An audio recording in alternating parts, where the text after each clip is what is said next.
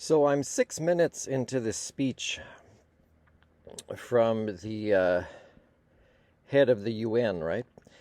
Stop kicking the can down the road. UN chief urges phase out of fossil fuels, United Nations. So this is 9 minutes and 29 seconds, and I'm 6 minutes into it. And it took only the first couple of minutes for me to realize that, I'm the doctor of humanics, right? And I can report on the health of the human condition. Now, there are particular moments of history where, they tell a lot about the possibility of our species maturing to the next stage of evolution when it comes to things like sentience and sapience based on behaviors. Not on talk, but on behaviors. So for me, it's like, don't bother doing another COP in Brazil or anywhere else. There are people that really care. They are very few, and they won't make a difference any more than another COP would. So what I'm telling you guys that fear, wow, our leaders have been failing us for a long time. They do not go to war with the business world of fossil fuels and all of their lobbyists and secondary companies that require them. And it's our fault because, a lot of our unions or pension plans are in them, or we just like to go everywhere and consume when it's not required.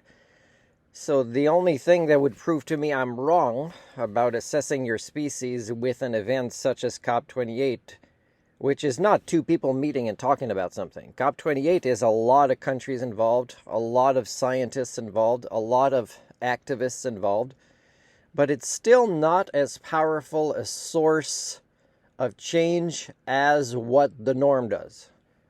But again, the norm is very, very sick, and the norm represents the Anthropocene. I was watching a PBS Science report yesterday on something, and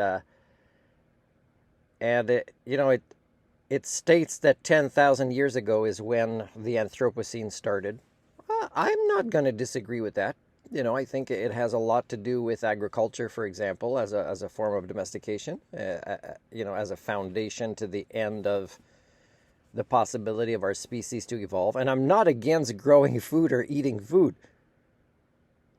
It's all about the concept of domestication and what we've done to plants, animals, and each other because of it. And I could see that it made our potential go away, that we don't need these brains anymore if we're going to be automatons who think we live in some sort of simulation universe, There's so many different leaps in science that seem to show, or possibilities of fringe science or pseudoscience that seem to show that, we don't need to believe in freedom of choice. It's almost like that's your new science now. The science of what's the use of doing anything? This UN chief talking about fossil fuels, and I'm showing you an example, okay? This is an important man. He's been repeating the word fool instead of fuel for a long time, and he speaks multiple languages. So he can pronounce it properly if he cared.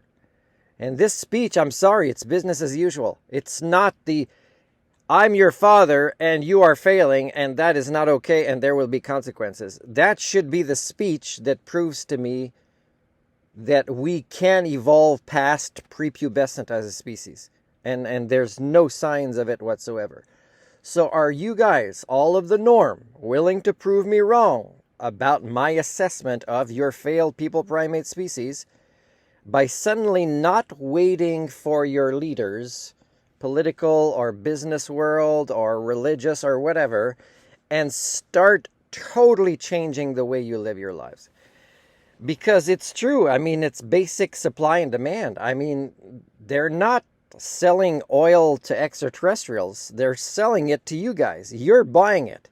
You're wasting it for things that are not required, and you want somebody else to take responsibility for your lives, and so do they.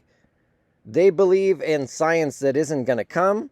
They believe in help from gods or extraterrestrials that isn't going to come. And even if it does, shame on you for not growing up as a species. So again, as the norm, the only way I would change my projections about who you are as a failed people primate species and what's coming in your very, very near future, including the El Nino follow-up in 2024, it's gonna be bad. The only way is if you radically, as individuals, change your lives. Change how you spend time during the day, such as form collaborations of places that will be secure for you to grow your own food. Teach each other. Don't wait for the municipality to put a course on growing food, in the leisure guide. Don't wait for the schools of your kids to teach them things that they really need to learn for their own lifetimes. Not gonna happen. Remember, I've been studying your species in different parts of the world, and you are still taking so many more steps backwards than forwards in this Anthropocene, which means your species, that's what it means, the Anthropocene, that's a geological epoch. It means your species is screwing up everything. So if you want to tap yourselves on the back as being one of the extremely fraction of a rare people primate that wasn't largely part of the problem during your lifetime, even though you might not have enough time to catch up and succeed at that, is you need to listen to this. You need to listen to the fact that it's you guys that form history, the norm. And the norm have been the villains. The norm needs to change that.